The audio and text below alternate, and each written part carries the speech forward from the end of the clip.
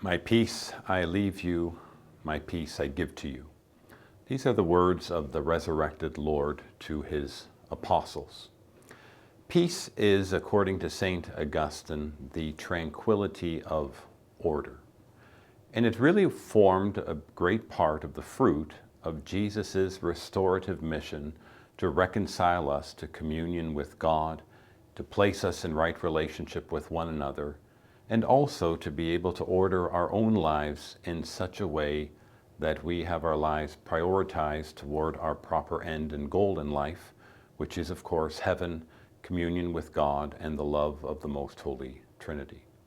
When we think of this gift of peace that Jesus gives, or this tranquility of order, I think it's something when we look at our lives that we can break down into three fundamental relationships that form the core of our life. The first part is going to be our relationship with God. Jesus' mission is primarily to restore us to communion with the Father, the gift that was lost with the original sin of Adam and Eve. And this really has to be the foundation and building block of our life and of our priorities, because our life began with God who created us, and our life ends with God, of which the goal is to live in communion with Him. And therefore, it makes sense that in our deeds and intentions, that our priority would be given to order our life out of our relationship with God. And this then really becomes the starting point as well to also help order our relationship with one another. And this is the second aspect of peace, to live in right order and harmony with other people.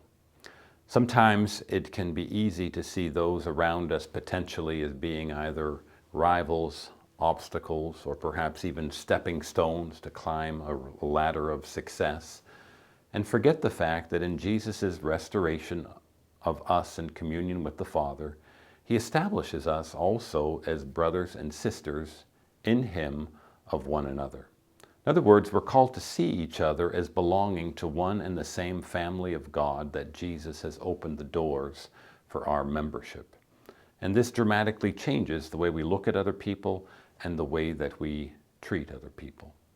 And the third fundamental relationship in our life, which again is going to be flowing from that right order in our relationship with God, is going to be our own discipline of life, or you could say the relationship we have within ourselves. Because when our lives are undisciplined, or we're not living in the proper freedom to do what we should be doing, it can be very easy to become discouraged or frustrated with ourselves, and thereby to lose that peace and to lose that tranquility of order that Jesus gifts us with. And so even here within ourselves, we are called to moderate our desires and to measure them according to our final goal in life, which is communion with God. It's interesting as well in today's gospel that Jesus contrasts the peace that He gives with what the world has to offer. And here we can acknowledge that the peace of Christ is something that the world will never be able to achieve or will never be interested in, because ultimately it's not interested in subordinating itself completely to God.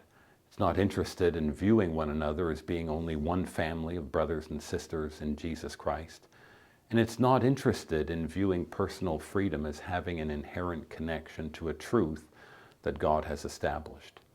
And as a result, there will never be authentic peace in this world, not the kind that Jesus offers and not the kind that He gives to His disciples.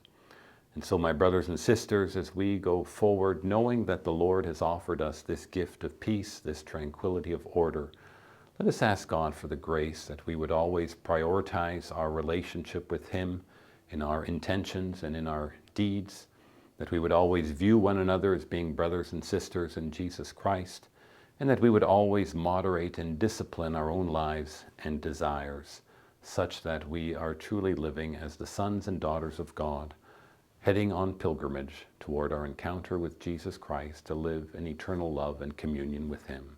Amen.